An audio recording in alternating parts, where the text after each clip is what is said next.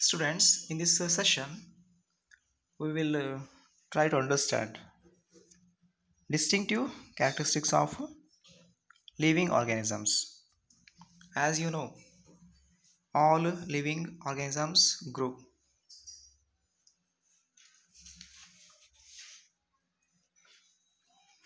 Okay, in this picture, you can see both things like multicellular and unicellular organisms. Here shown some examples. Multicellular organisms grows by cell division. You know very well. In plants, especially in plants, this growth by cell division occurs continuously throughout their life span. Means there is no limit, or you may call there is no certain age in plants. They can grow throughout their lifetime. But in animals, this growth is seen only up to a certain age.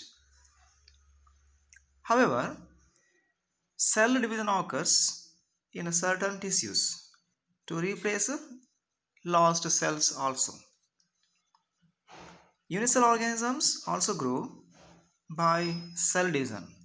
Here I shown, okay, like bacteria, they undergo binary fission and thereby they are multiplying themselves. In majority of higher animals and plants, growth one of the important aspects.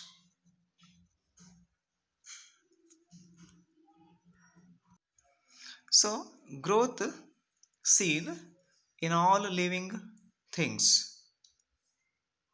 Some organisms show very limited growth like bacteria, and others change completely through metamorphosis.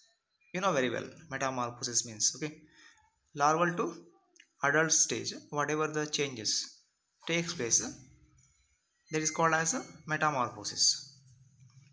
And some organisms hatch from eggs and other organisms are born alive. Likewise, in the nature, you see in so many variety of growth in living organisms. But one thing we will understand here, organisms when living, then only you can see the growth. A dead organism does not grow. In the last video, we will compare living and non-living things. Both are growing. By using some examples, we will continue the same thing. So the main conclusion of this session is what? Growth means irreversible. Means once the growth starts in any living things, number of cells increasing. It is not decreasing. So we can say it is irreversible. Irreversible increase in the size of an organism